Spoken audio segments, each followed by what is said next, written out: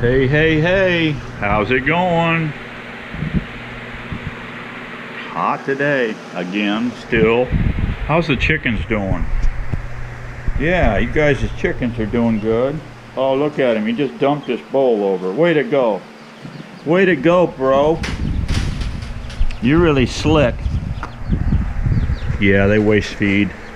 Just cleaned this out yesterday, that works good. Just take your clips off, set the cage over here, all the junk falls down. You haul it out and dump it in the other chicken tractor and they work it in. Then they out there in the field eat all this stuff that they wasted. Look at that little guy.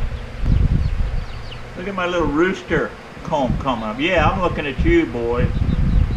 Got an eye on you, boy. I'm guessing that's a rooster, and then them other ones are girls over there. They look like little friggin' miniature vultures. What am I doing today, guys? I'm messing around in the barn. Always messing around. You know, I do a lot of that messing around in the barn and stuff, but the thing I never want to do is mess around on Miss Daisy. Yeah. And she warned me right after we got married. She said, "You never ever want me to make that phone call." I said, "Phone call? To whom?" She said, "Uncle Guido." Now, I met Uncle Guido before we got married, and he's a scary dude. I think he's mafia. He wears this, it's just like out of The Godfather, guys. I mean, this guy hasn't, it looks like he come right out of the 30s, this dude.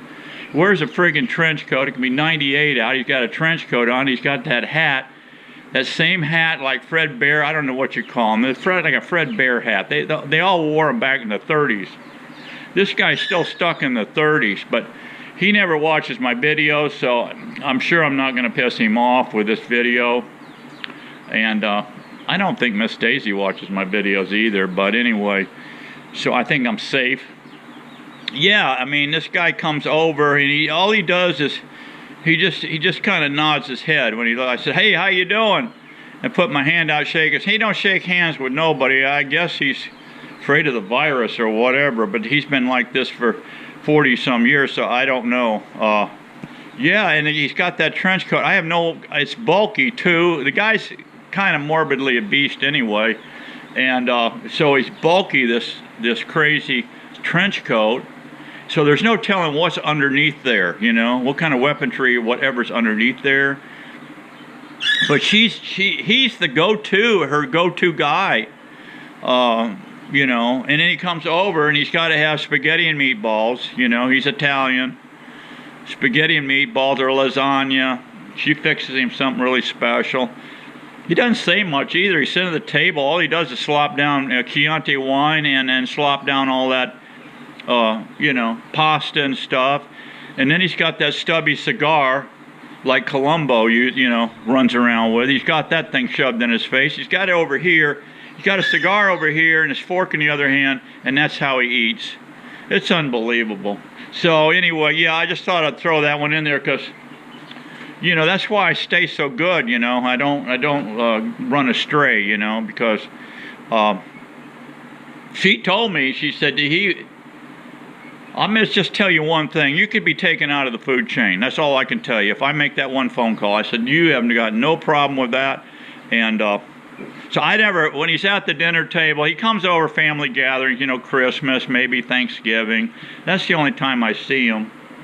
And so I don't think she makes any phone calls to him much because, you know, she don't want to get involved in, you know, anything that's bad.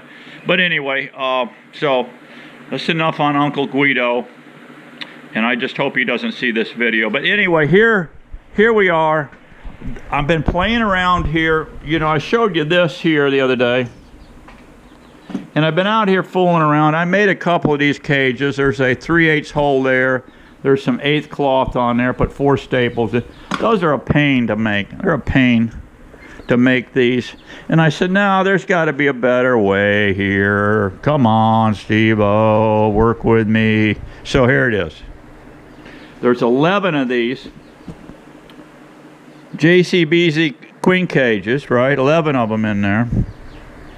And I put these holes here What I've got here, right off the floor of this frame, I came up 1/2 inch, and then I came up a 1/2 inch, and I came up 1 1/4 inch, and I popped a 1/8 inch hole.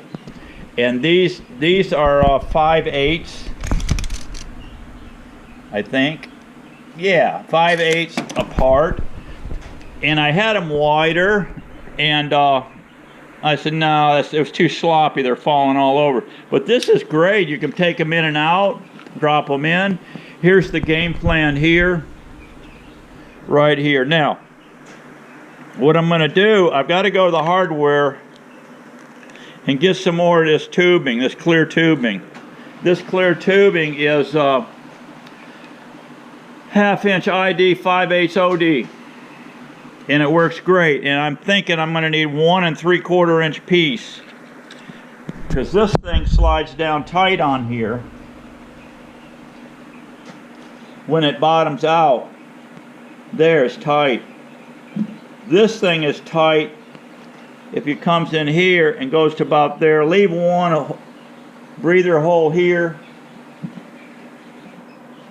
Leave one little breather hole there, and then cut that and let that come down. I think that works out to like 1 3/4 piece of tubing. So I'm going to put this in my pocket, go to the hardware store and pick me up, I don't know, a foot or two, maybe 2 feet of that stuff. And that will work nice right here. You can put 11 in here. This particular frame is, and by the way, I've got enough height here too, see? That's the reason I came up with this height, because I wanted a little bit of elbow room under here to drop my cell in. But when you come in to drop cells, you'll already have your tubing in there. This cell protector will be in there, and all you got to do is lean it over like so and plop your cell in there. You'll come in and just plop your cell right in there, and you got plenty of room to drop it in, or you can just lean it over and drop it in.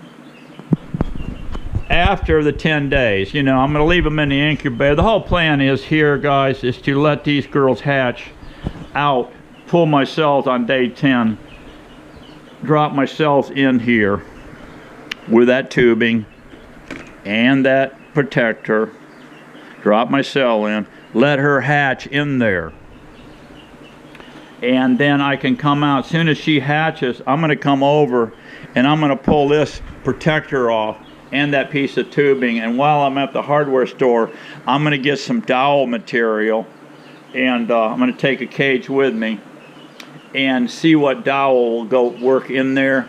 But I want it a tad bigger, and I'll just cut off a piece about like so, a plug, and I'll go over here to my disc grinder and put a slight bevel on it, so I've got just a wedge plug going in there. Okay, so that should work out pretty good. I mean, I see a lot of the guys using hair roller cages and all that, but I got all this stuff, and I had those, so why not use them, right? Now, if you go with a hair roller cage, of course, you get the base deal, and you can get rid of this monofilament right here. I got 2 strands of that, and I had some little brass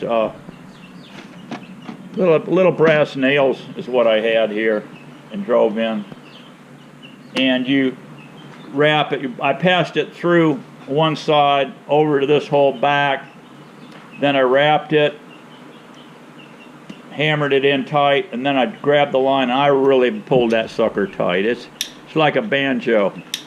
You know, it's like one of them deliverance banjos. Yeah. So, and I pulled it tight, wrapped it, and boy, you got the tension on it, you nail it down, you got her. That's 20-pound fluorocarbon I have in there.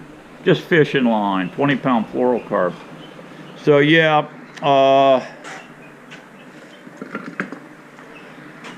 Berkeley Vanishing 20-pound fluorocarbon.